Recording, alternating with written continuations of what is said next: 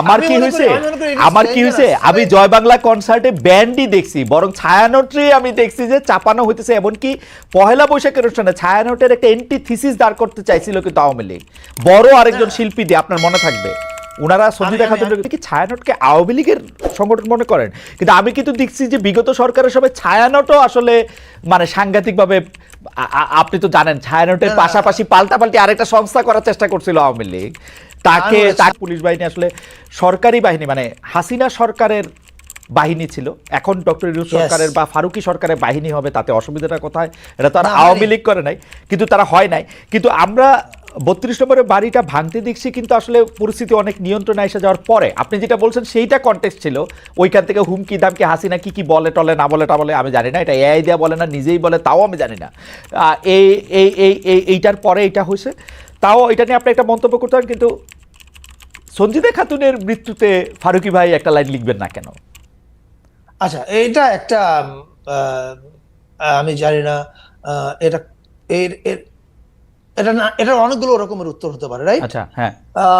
প্রথম কথা হচ্ছে যে সঞ্জিতা খাতুন এবং ছায়ানটের কথা যদি বলি, আপনি যদি দেখতেন যে এবারের নতুন বছরের আয়োজনে আমরা ছায়ানটকে আমন্ত্রণ জানাইনি, তাহলে আপনি বলতে পারতেন যে আমরা পার্টিজান আচরণ করছি।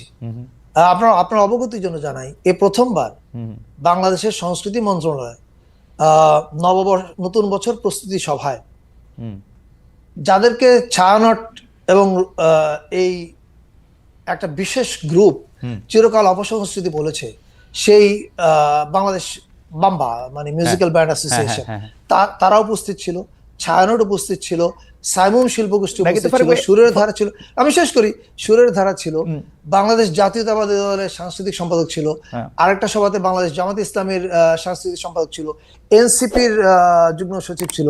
আমরা কিন্তু একটা অল ইনক্লুসিভ এবং বিভিন্ন জাতিগোষ্ঠীর সদস্যরা ছিল আয়োজনের দিকে আমরা গেছি। তার অর্থ কি? অর্থ হচ্ছে এই যে আমরা কোনো মানুষকে বা কোনো সংগঠনকে আদারাইজেশন করছি না।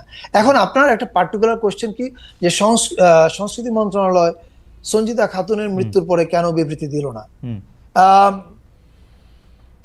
সংস্কৃতি মন্ত্রণালয়কে আসলে সবার ক্ষেত্রে বিবৃতি দেয় আমি ঠিক জানি না।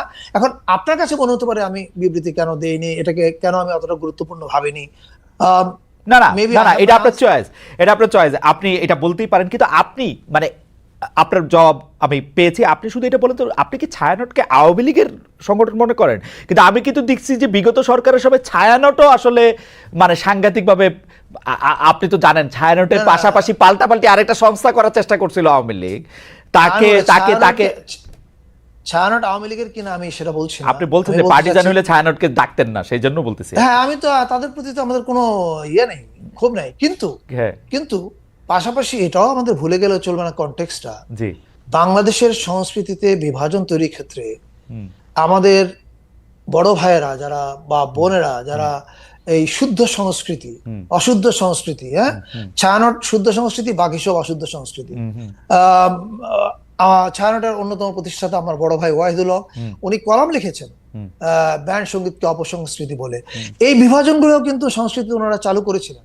ফলে আমি যে শুরুতে বলছিলাম, এই যে ফিল্টার এবং লেন্স বানানো হয়েছে, যে লেন্সগুলো এবং ফিল্টারে হেজিমনিক কালচারের বাইরে যা কিছু আছে তা সবই অশুদ্ধ। আমি একদমই আপনার সাথে দ্বিমত করতেছি না, কিন্তু আমার কি হয়েছে আমি জয় বাংলা কনসার্টে ব্যান্ডই দেখছি, বরং ছায়ানটে আমি দেখছি যে চাপানো হইতেছে। এমনকি পহেলা বৈশাখের অনুষ্ঠানে ছায়ানটের একটা এন্টি থিসিস দাঁড় করতে চাইছিল কিন্তু আওয়ামী লীগ, বড় আরেকজন শিল্পী দিয়ে, আপনার মনে থাকবে ওনারা সঞ্জিতা খাতুন। আমি যে কথাটা বলছিলাম সেই কথাটা হচ্ছে এই যে আমি ছায়ানট বলে না, আমি বলছি যে আমাদের এখানে যে কালচারাল হেজিমনিটা তৈরি করা হয়েছে, এটাতে যারা যারা ভূমিকা রেখেছেন তাদের মধ্যে ছায়ানট অন্যতম। এই যে এটা অপসংস্কৃতি, এইটা অশুদ্ধ সংস্কৃতি, এইটা রাখা যাবে না, মোগল আমলের কালচার রাখা যাবে না, ওই কাসিদার মধ্যে উর্দু বলে এটা অপসংস্কৃতি, এই অপরায়ণগুলো কিন্তু এনারা করেছেন। ফলে আমি মনে করি না বাংলাদেশের সংস্কৃতি বলতে আমি যেটা বুঝি সেটার ক্ষেত্রে সবচেয়ে গুরুত্বপূর্ণ ভূমিকা আমি তাদেরকেই বলবো তারা রেখেছেন যারা অপরায়ণের ভূমিকা রাখেননি, যারা সবাইকে এক জায়গায় আনতে চেয়েছেন।